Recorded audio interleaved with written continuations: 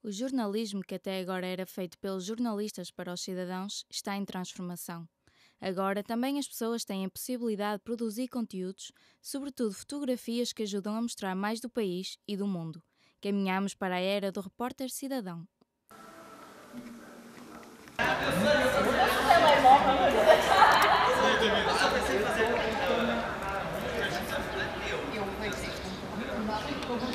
Como o próprio nome indica, nós temos um espaço que é o chamado Correio do Leitor, que são textos que nos chegam de variadas formas, seja por carta, por e-mail, por carta ou por e-mail, e são pessoas que normalmente aproveitam esse espaço ou para falar sobre alguma coisa, não tem forçosamente que estar ligado a algo negativo, uma queixa, um protesto, uma queixa de alguma coisa que não está certa na rua onde mora ou no bairro onde vive, mas é um pouco a opinião de uma pessoa que normalmente não entra no espaço dos cronistas, que são fixos, e ao mesmo tempo é também um espaço de cidadania, onde as pessoas podem falar sobre alguma coisa que viveram, sobre alguma coisa que se passa na região deles, e a opinião tentamos que seja o mais abrangente possível.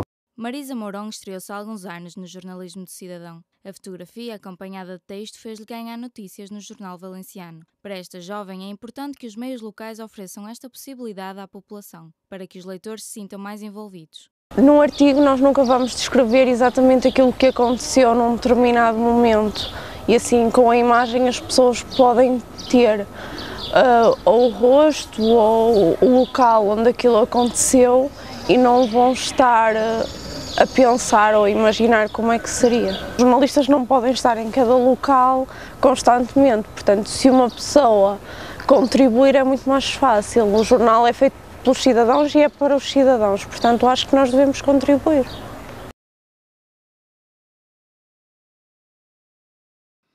Marcos importantes na história recente, como o 11 de setembro e o 7 de julho em Londres, foram essenciais para o jornalismo participativo. Foram as fotografias enviadas pelos cidadãos que permitiram que o mundo visse o que aconteceu.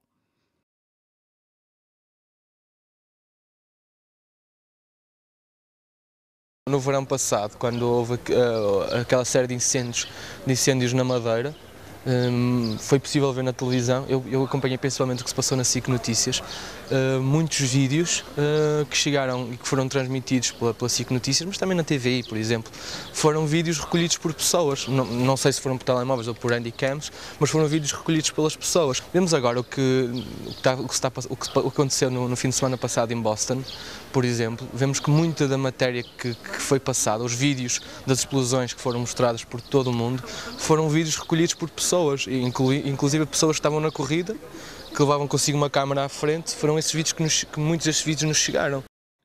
O jornalismo participativo é hoje considerado por muitos como o futuro, como uma forma de cidadania e democracia. Mas estará a comunicação social preparada para esta mudança? E qual é o papel do jornalista neste cenário? Isto é a minha opinião pessoal, o jornalista vai ter sempre um papel muito importante, porque o jornalista tem formação para isso, o jornalista tem sensibilidade para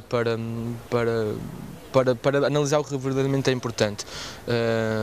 O cidadão pode ter uma postura mais ativa, enviar no material bruto, mas material que deve ser selecionado, deve ser mediado pelo jornalista. Acho que o jornalista tem que ter esse papel nesta relação, e quando a questão do jornalismo participativo, espero eu, evoluir para um patamar superior, o jornalista tem que ter muito esse papel de mediador para selecionar o que verdadeiramente é importante, porque o cidadão comum não tem a sensibilidade, não tem a formação que o jornalista tem ou deve ter.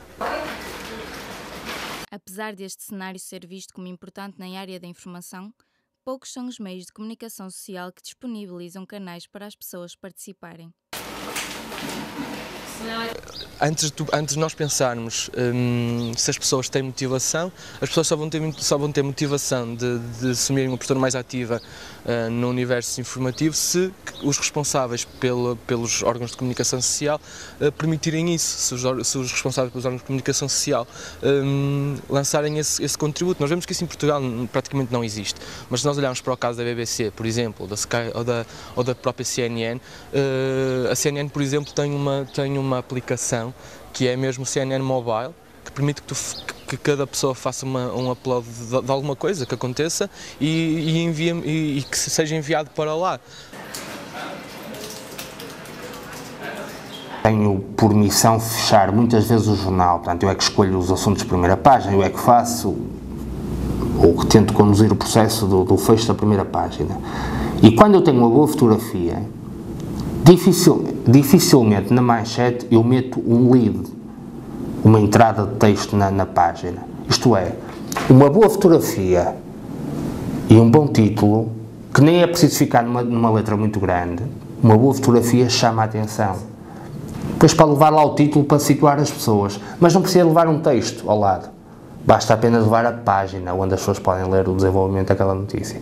Quando eu tenho uma fotografia fraca, ok, então aperto a fotografia e meto um texto ao lado, complemento na informação, mas falho na imagem que é dada. É óbvio que existe menos qualidade se tirares uma fotografia ao primeiro-ministro num discurso de que um jornalista tirar uma fotografia com uma câmara XPTO. A questão primordial neste sentido é que há lugares onde os jornalistas não podem chegar e é melhor ter uma fotografia que não seja com 1 milhão de megapixels e teres uma fotografia com menos qualidade, mas que te permita divulgar o que realmente aconteceu num local onde os médias não estiveram presentes.